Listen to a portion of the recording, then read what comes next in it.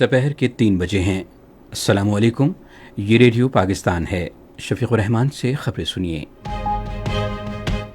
अहम खबरों का खुलासा। वज़ीर-ए-आज़म ने कहा है कि इसराइल ईरान तनाज़े के हल से खित्ते में अमन और खुशहाली के दरवाजे खुलेंगे। कौमी असम्बली ने माली सालों 2024-25 और 2023-24 के लिए मुख्तलिफ वजारतों और डिवीजनों से मुताल्लिक़ तमाम ज़िमनी ग्रांट्स की मंजूरी दे दी है। फील्ड मार्शल सैयद आसिम मुनीर ने पाकिस्तान के स्ट्रेटेजिक और तरक्याती मकासद को आगे बढ़ाने के लिए मुश्तरका कौमी मकसद की ज़रूरत पर जोर दिया है। आलमी बैंक ने कंट्री पार्टनरशिप फ्रेमवर्क पर मौसर अमल दरामद के लिए पाकिस्तान की मुकम्मल हिमायत का यकीन दिलाया है। आज जिला स्वात के इलाके ख्वाजा खेल में सैलाबी रेल में 11 सयाह डूब गए। रेडियो और टेलीविजन की मारूफ अदाकारा बेगम खुर्शीद शाहिद की चौथी बरसी आज मनाई जा रही है। और अब खबरें तफसील के साथ।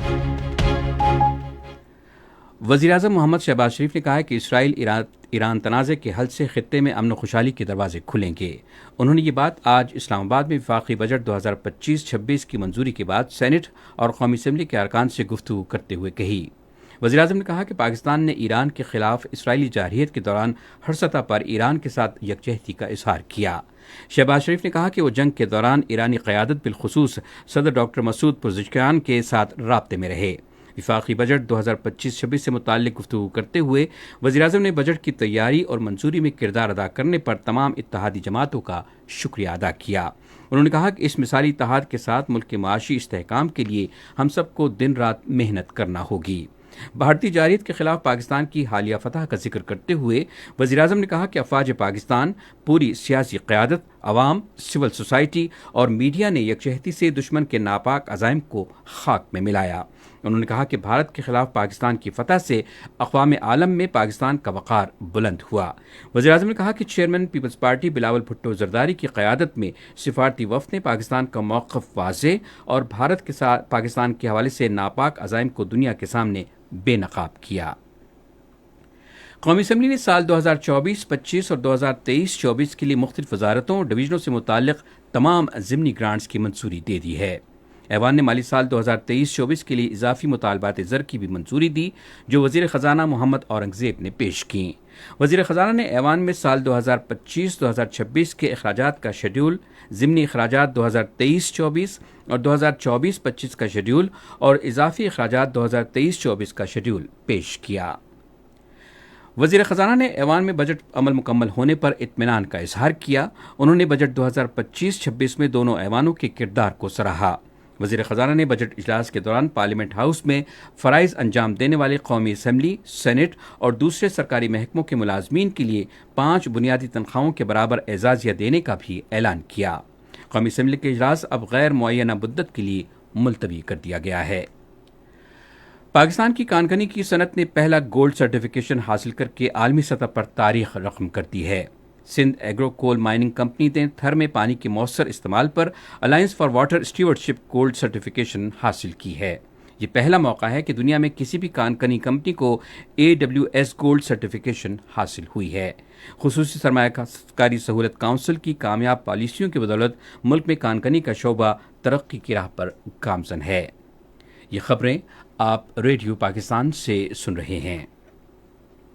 Chief of army staff field marshal Syed Asim Munir ने नौजवान अफसरों पर जोर दिया है कि वह कौम के लिए अपनी जिम्मेदारियों की तकमील में दयानतदारी, पेशेवराना महारत और हुब्बुल वतनी के आला मयारात अपनाएं।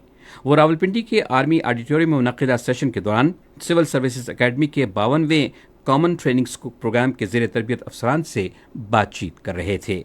फील्ड मार्शल ने कौमी सलामती के तकाज़ों, मौजूदा अंदरूनी और बैरूनी चैलेंजेस और इलाकाई अमन और कौमी इस्तेहकाम के तहफ़्फ़ुज़ में पाकिस्तान की मुसल्लह अफ़वाज के अहम किरदार समेत कई अहम उमूर पर अपने ख़यालात का इजहार किया। उन्होंने पाकिस्तान के स्ट्रेटेजिक और तरक्याती मकासद को आगे बढ़ाने के लिए इदारों के दरमियान हम आहंगी, बाहमी एहतराम और मुश्तरका कौमी मकसद की ज़रूरत पर जोर दिया। सिविल सर्विसेज अकेडमी के ज़ेर तरबियत अफसरान अमन के वक्त के मकामात और कश्मीर, खैबर पख्तूनख्वा और बलूचिस्तान के ऑपरेशनल इलाकों में पाक फ़ौज की फार्मेशंस के साथ मुंसलिक रहे। इक़्तिसादी उमूर के वज़ीर अहद खान चीमा ने मईशत की मजबूती के लिए पाकिस्तान और वर्ल्ड बैंक के दरमियान मजबूत ताउन को सराहा। وہ اپنے سرکاری دورہ امریکہ کے دوران ورلڈ بینک کی قیادت سے بات چیت کر رہے تھے۔ مینیجنگ ڈائریکٹر آپریشنز اینا بائیڈوڈے اور ورلڈ بینک کے جنوبی ایشیا کے علاقائی نائب صدر مارٹن رائزر سے ملاقات کے دوران احد چیمہ نے کہا کہ یہ اشتراک عمل نئے کنٹری پارٹنرشپ فریم ورک 2026 سے 2035 کی ترقی کی صورت اختیار کر گیا ہے۔ وفاقی وزیر نے کنٹری پارٹنرشپ فریم ورک کے ترقیاتی مقاصد کے حصول کے لیے عالمی بینک کی ٹیم کے ساتھ مل کر کام کرنے کے پاکستان کے عزم کا اعادہ کیا۔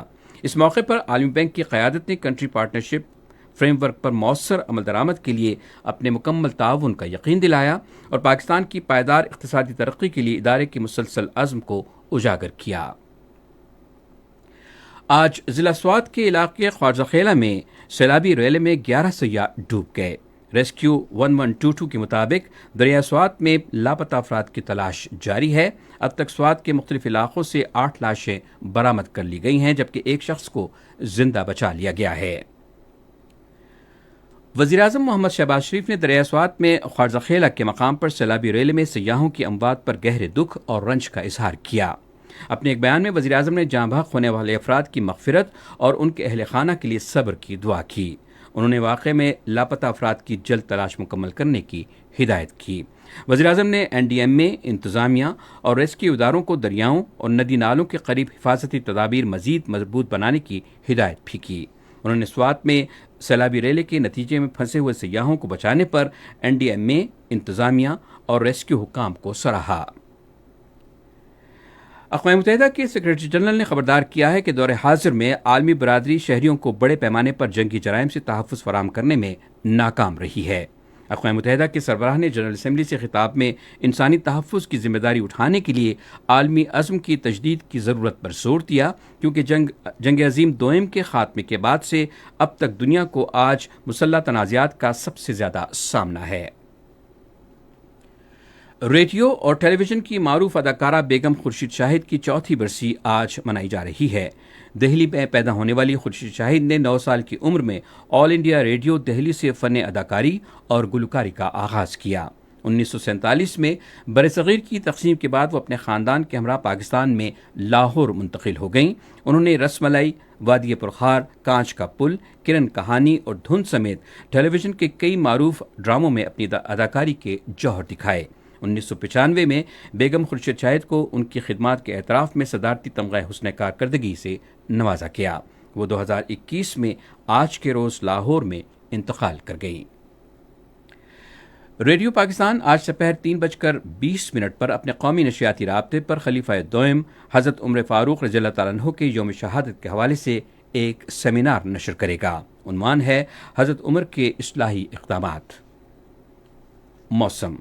محکمہ موسمیات کی پیشگوئی کے مطابق آئندہ 12 گھنٹے کے دوران سندھ، شمال مشرقی اور جنوبی بلوچستان میں تیز ہوائیں چلنے اور گرج چمک کے ساتھ موسلادھار بارش کا امکان ہے، جبکہ اس دوران کشمیر، خیبر پختونخوا، اسلام آباد اور پنجاب میں کہیں کہیں شدید بارش متوقع ہے۔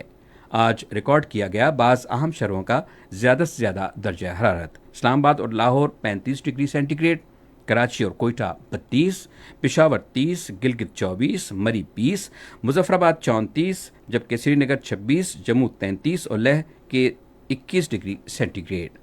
خاص خبروں کا خلاصہ ایک بار پھر۔ وزیراعظم نے کہا کہ اسرائیل ایران تنازع کے حل سے خطے میں امن و خوشحالی کے دروازے کھلیں گے۔ قومی اسمبلی نے مالی سالوں 2024-25 اور 2023-24 کے لیے مختلف وزارتوں اور ڈویژنوں سے متعلق تمام ضمنی گرانٹس کی منظوری دے دی ہے۔ فیلڈ مارشل سید عاصم منیر نے پاکستان کے اسٹریٹجک اور ترقیاتی مقاصد کو آگے بڑھانے کے لیے مشترکہ قومی مقصد کی ضرورت پر زور دیا ہے۔ عالمی بینک نے کنٹری پارٹنرشپ فریم ورک پر مؤثر عمل درآمد کے لیے پاکستان کی مکمل حمایت کا یقین دلایا ہے۔ آج ضلع سوات کے علاقے خواجہ خیلہ میں سیلابی ریلے میں 11 سیاح ڈوب گئے۔ ریڈیو ٹیلی ویژن کی معروف اداکارہ بیگم خورشید شاہد کی 4تھی برسی آج منائی جا رہی ہے۔ خبریں ختم ہوئیں۔ مزید خبروں اور تجزیوں کے لیے ہماری ویب سائٹ ہے radio.gov.pk اور فیس بک کے link radio Pakistan news official پر براہ راست ویڈیو اسٹریمنگ بھی ملاحظہ کیجیے۔